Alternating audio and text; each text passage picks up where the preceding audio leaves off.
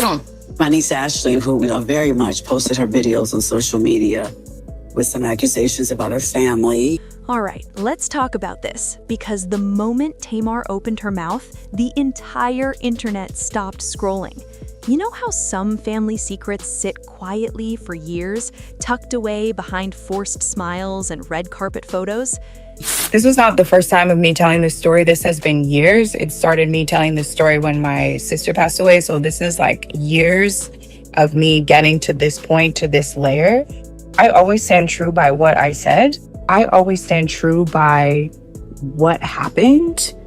And I don't know if there was a right or wrong way, the way I handled it. I don't think that there was. And with what I speak with my therapist with, there was no right or wrong way to tell the story. I just had to tell the story. Yeah, this wasn't one of those. This was the kind of truth that explodes, the kind that makes people gasp, rewind, and say, wait, did she really just say that? Tamar Braxton didn't just spill tea, she knocked the whole table over. And what made it even more shocking was who the story was about. Not some random outsider, not a stranger chasing clout, but her own sister, Towanda. And the name at the center of it all? Michael Jr. And it may not be your family, and that is totally okay. I am an example of that. You may not get support from your family, and that is totally fine. You still have the right to use your voice. You still have the right to talk. You still have the right to say how you feel. The world will try to silence you. People will try to silence you, but the world needs your voice and not your silence. Now, before you jump to conclusions, breathe for a second, because this story isn't just about attraction or crossed lines. It's about betrayal, blurred boundaries, family loyalty, and what happens when fame mixes with silence for way too long. Tamar didn't come out swinging for attention. This wasn't a messy rant just to trend. This felt heavy, emotional, like something she had been holding in her chest for years, waiting for the right, or maybe the wrong, moment to finally let it out. And once she did, there was no putting it back. And he found someone else, and he married my stepmom. But it was not a good relationship. He was physically abusive to her. Okay. And then she was physically, mentally, and emotionally abusive to my sister and I. Because when Tamar exposes something, she doesn't whisper. She tells it like it is. And what she revealed about Towanda and Michael Jr. left fans questioning everything they thought they knew about the Braxton sisterhood. To everyone who's been supporting me, who's been commenting, who's been sharing, who's been telling me stories and writing to me and just being so supportive. I appreciate you so much, way more than you know. It got to be a little bit, and that's to be expected for those of you who just think that I'm just chaos for this. And I did want to come back on and just say that I really hope that this prompted you to have a conversation with your own family, and that you decided to give your family or your friends or whoever it is a safe space to be able to talk about this in these conversations. Because we normally, typically, and I'm talking about from the African American community, we really decide to sweep these things under the rug, and we have to stop doing that, and we have to have these conversations. And we have to talk about these things in these situations. As much as sometimes I feel like it was negative, it was positive in the sense that we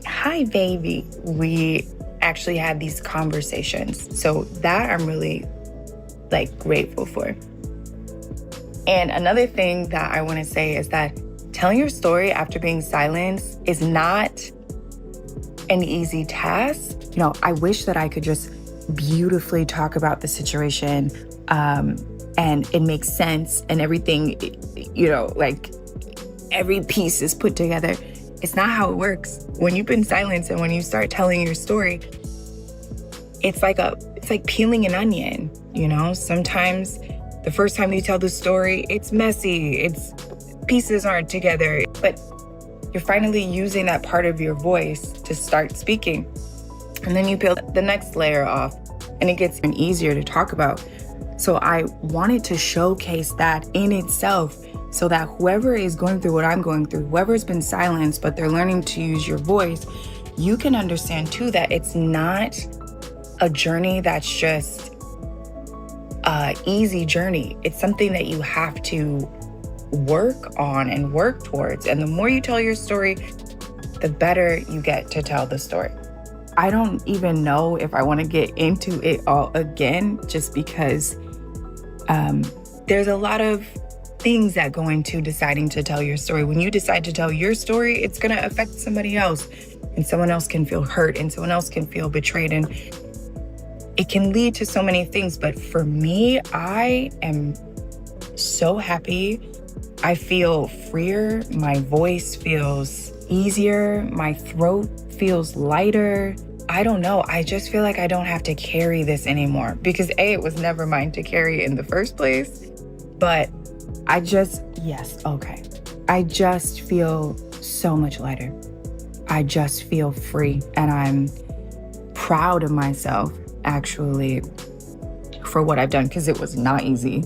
It's not easy to do it, but it's also not easy to do it when your family is who they are with the platforms that they have, and then putting it on the TV show. And I also want to commend my own family for doing that as well, because we are really showing you like what is real life. This is real life. Families go through things. It's ups, it's downs. It's not always easy. It's not always a trajectory to the moon or at an incline of greatness. You have your ups and you have your downs. And so I also appreciate them for even putting it on the show. And as much as a bad rap that it's getting, I really hope, and I've seen it, that we're having these conversations about this topic. It's so important. This was not the first time of me telling this story. This has been years. It started me telling this story when my sister passed away. So this is like years of me getting to this point, to this layer. I always stand true by what I said. I always stand true by what happened. And I don't know if there was a right or wrong way, the way I handled it. I don't think that there was. And with what I speak with my therapist with, there was no right or wrong way to tell the story. I just had to tell the story.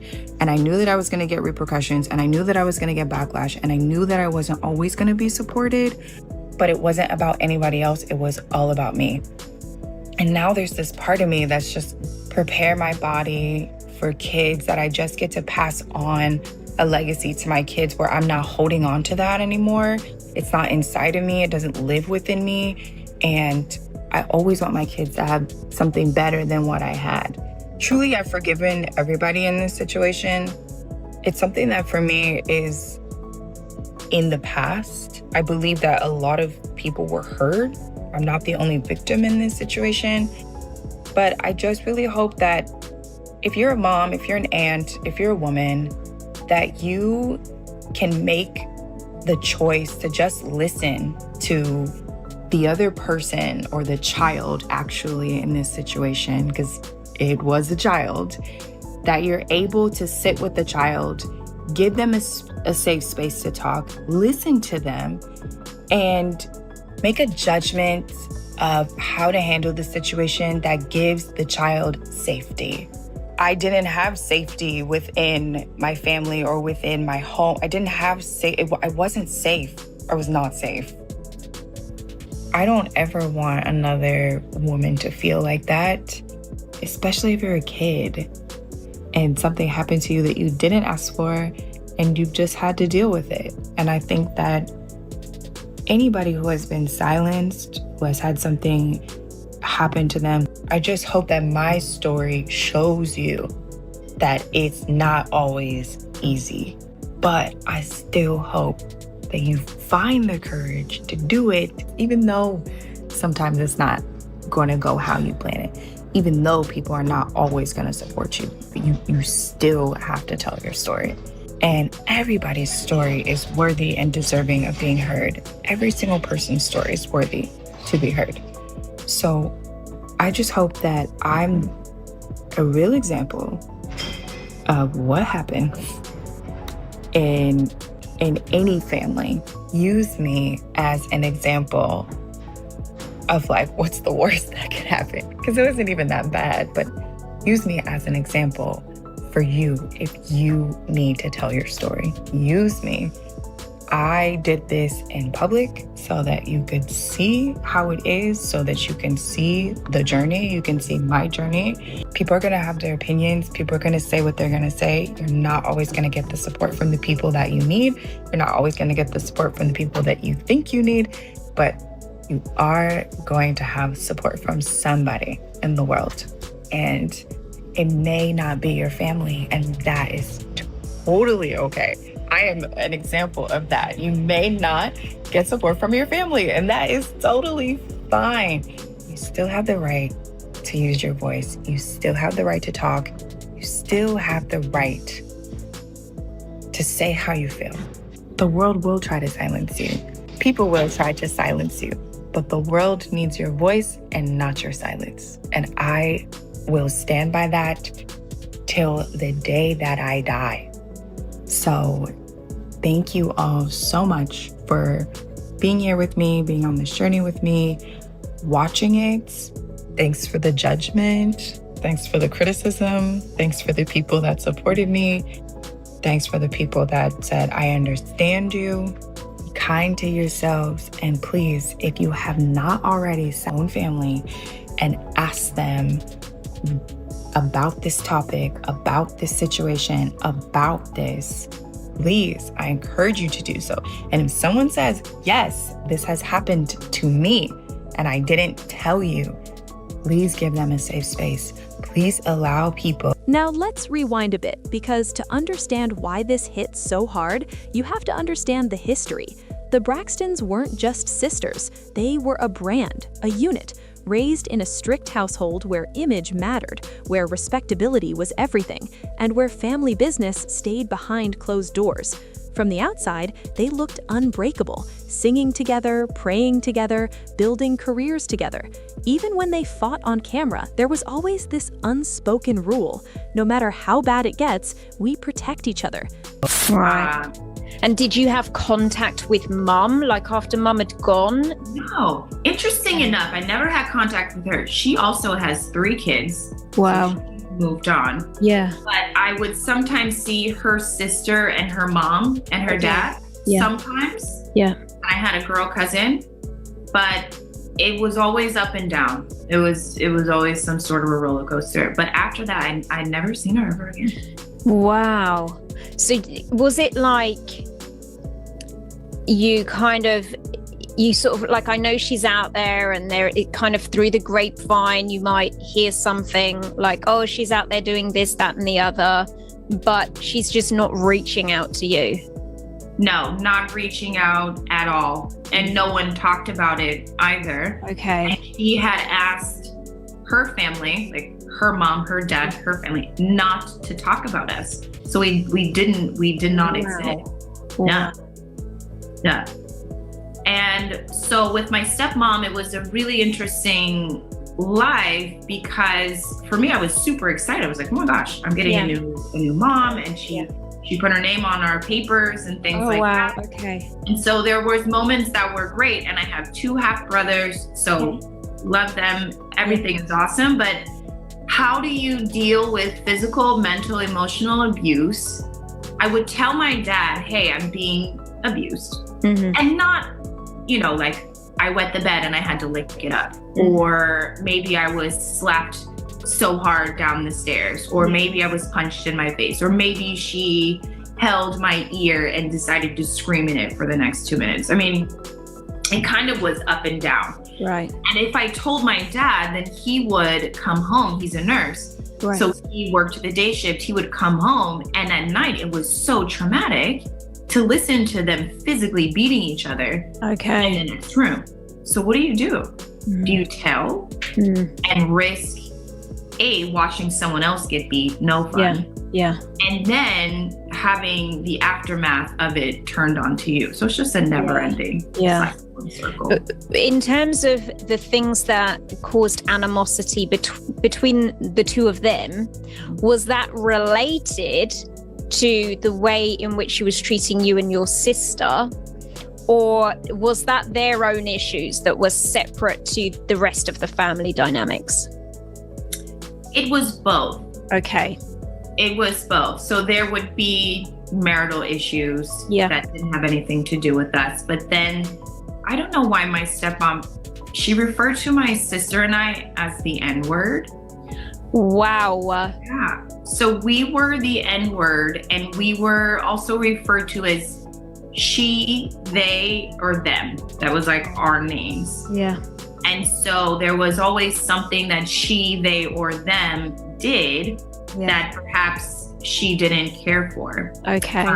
And then that's how it would transfer. And what did that do? So you had stepbrothers. Did they come with her? Were they part of the package, or did they come along later? They came along later. Okay. So my sister is 3 years younger than I am. My oldest younger brother is 4 years. And then after that, it's 8 years. Okay. So they came after. And it's unfortunate that even now we don't have a relationship because you were just pit against each other. Yeah. So the household was like all for one and one for all. You better guard up. Wow. And it's not really healthy. No, definitely not. No. You know, I was wondering, like, what would the effects of those circumstances be on the younger brothers? Because it would be very difficult for them to, I guess, develop respect towards you and your sister. Yeah. We don't see eye to eye because the way they see life is very different than the way I've seen it. And so for them, it's hard, which is understandable. Yeah. When I'm speaking these things about their mother, these are quite harsh accusations Of course. that I'm saying. Yeah. And if you were not there to grasp what was happening, then perhaps you'd think and be like, I think this is a little far-fetched. Yes. And that was something that was really hard for me because I come from this family. My stepmom is great at just being the PTA mom. You know, she really was there for us in times of school. And same with my dad. My dad is a nurse. He's distinguished. So even trying to go to school to talk to the counselor about it, it was always like, are you lying? Yeah. It from the outside looking in, right? It looked like a nice shiny family. Exactly. Yeah. So when did you ever have anyone that kind of stepped in and advocated for you or spoke up for you, or, you know, a point at which you shared this with someone who took it more seriously? There were some family members that tried their best. Okay. Grandma, for instance, and a few of my aunts to come in and step in. But, you know, I'm never angry or upset with them. They tried their best. It was the moment where my dad would come back and say, like, hey guys, this is her house too. So they would come up to our house and they would confront my stepmom and be like, what is happening here? Yeah. And when my father then would in return call and say, hey, this is her house, don't show up here this way. Right. How does that work? You know? So I had to learn very quickly that it was just me, myself, and my sister. And for the longest time, I didn't see that my dad was a part of the picture of the problem. Yeah. I just thought it was my stepmom. You know, to have someone even say to you, the reason why your mom left is because of you. And, you know, that was like her fuel as to why we were such bad kids. Yeah. So then you just take that on as an adult, and taking that on and not getting the mental health that you need really shapes you into someone who's not really able to function. Yeah. And you're the oldest, right? You had a younger sister. Do you think that caused you to take this on in a different way?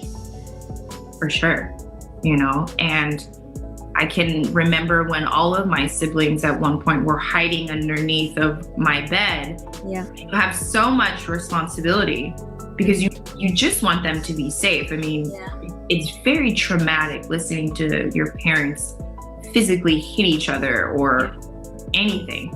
Yeah. But then there's also that weird sense in our family of where one for all. Mm-hmm. So it was really, really hard. But my sister was my best friend through it all. Tamar, the youngest, was always the loud one, the emotional one, the one who said the things everyone else was thinking but was too scared to say out loud. Towanda, on the other hand, was seen as the calmer sister, the supportive one, the mediator, the safe choice. Fans trusted Towanda. She came across as grounded, loyal, almost invisible compared to Tamar's explosive personality. And that contrast is exactly why this revelation cuts so deep. Michael Jr. wasn't just some random man either. He was close enough to the family to matter, close enough to be around, close enough for lines to blur quietly while everyone else wasn't looking. And according to Tamar, that's exactly what happened. What nobody expected was that Tamar would be the one to finally say it out loud. At first, Tamar didn't give names. She hinted, dropped clues, said things that made people raise their eyebrows, but not enough to fully connect the dots. But then the pressure built.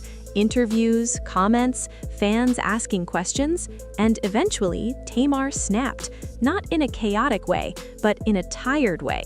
The kind of tired that comes from carrying other people's secrets while being painted as the problem. She said Towanda didn't just end up involved. She said it wasn't accidental. It wasn't innocent.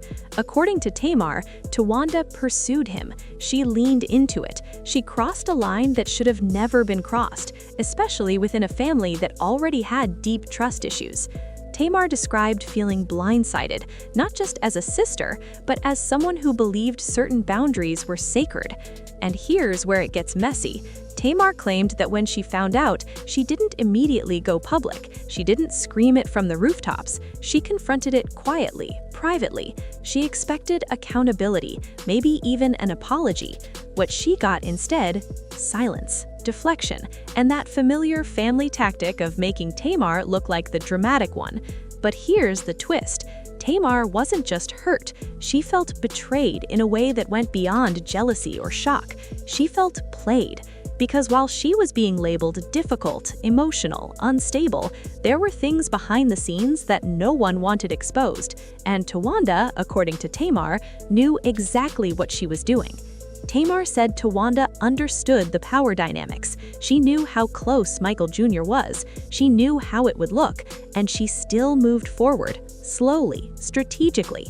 Tamar didn't describe it as love. She described it as manipulation, as seduction disguised as harmless connection, and that's what made it sting the most.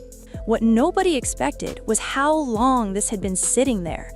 Tamar hinted that this wasn't a quick moment that came and went. This was something that unfolded over time. And while Tamar tried to process it, she also felt pressure to stay quiet for the sake of the family's image, because that's what Braxtons do. They swallow pain to protect the brand. These were magnified. So when she finally spoke, it wasn't calculated. It was raw.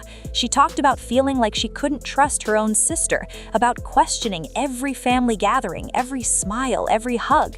Towanda, of course, didn't immediately respond, and that silence spoke volumes. Fans waited, blogs speculated, social media exploded. Some people defended Towanda, saying Tamar was exaggerating, reaching, being messy. Others said Tamar had nothing to gain from lying and everything to lose by speaking out. And then there was the family's reaction, or lack of one. No strong denials, no clear statements, just quiet tension and vague comments about private matters. And that only made Tamar's story feel more believable to a lot of people, because when lies are told, they're usually shut down quickly. This lingered. Tamar also talked about how this affected her mental health. She said it made her question her worth within her own family, made her feel disposable, replaceable, like her feelings didn't matter as long as the family machine kept running. She described nights of anxiety, moments of self-doubt, and the pain of realizing that blood doesn't always mean loyalty. And let's not forget Michael Jr.'s role in all of this. Tamar didn't excuse him. She made it clear that he had responsibility too.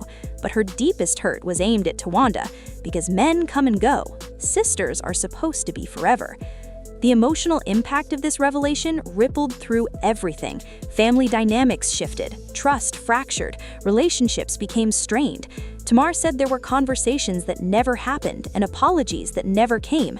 and that absence hurt more than the act itself. Career-wise, Tamar knew speaking out would make her look difficult again. She knew the headlines would paint her as messy, but she said staying silent was costing her more than telling the truth ever could. She talked about choosing her peace over protection, her sanity over silence. And honestly, that's what made this moment so powerful.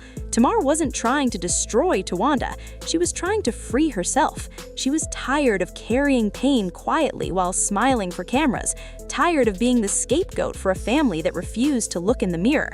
Towanda's image took a hit, whether fair or not.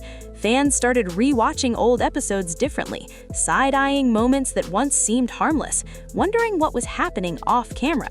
And that's the thing about truth. Once it's spoken, you can't unhear it. Now, here we are, watching a family reckon with something they hoped would stay buried. And Tamar, she looks lighter, still hurt, but lighter, like someone who finally said the thing that was choking her. Because at the end of the day, this story isn't just about seduction or scandal. It's about boundaries, about respect, about what happens when loyalty is broken in the place you least expect it. It's about the cost of silence and the courage it takes to finally speak. Tamar didn't expose this to be cruel. She did it to survive, to reclaim her voice, to remind people that being family doesn't give you permission to cross lines and then hide behind unity. And whether people believe her or not, one thing is clear: the Braxton sisterhood will never look the same. Once the truth comes out, even messy truth, it changes everything. And Tamar, she's no longer protecting secrets that were never hers to keep.